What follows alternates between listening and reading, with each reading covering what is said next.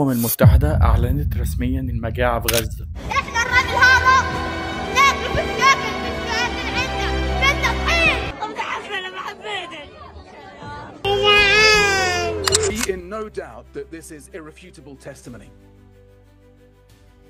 It is a famine.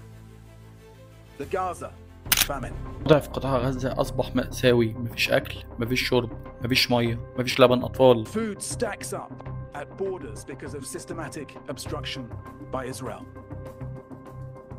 It is a famine within a few hundred meters of food. الناس بقت مش لاقية حتى أنقاض المنازل تعيش عليها، وفي ناس تانية بقت عايشة في المقابر.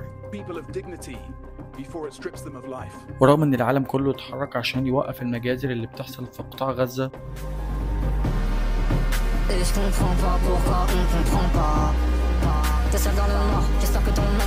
دول من اقوى الدول في اوروبا كانوا داعمين للكيان. محدش كان متخيل ان هم كانوا يقطعوا علاقتهم بيهم، زي اسبانيا والنرويج وايرلندا. النرويج اللي هي كانت من اقوى الدول الداعمين للكيان، فوجئنا كلنا ان هي اعترفت بفلسطين، بعدهم اسبانيا وايرلندا، وكمان انضمت ليهم انجلترا وفرنسا. ده غير ان الكيان دلوقتي ما بقاش بيستورد السلاح غير من امريكا. دول كتير جدا قطعت علاقتها السياسيه والاقتصاديه بدوله الكيان. Invitado, gracias. Fuera de aquí. Matas Palestina, vais a comer en Gaza. En Gaza hay cerveza buena. Jew hater, anti-Semite. I'm very proud of that. You're proud of what?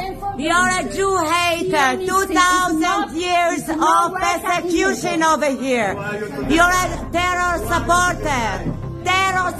هنروح بعيد ليه؟ كل يوم في إسرائيل بتحصل مظاهرات قوية جدا تطالب بعزل نتنياهو.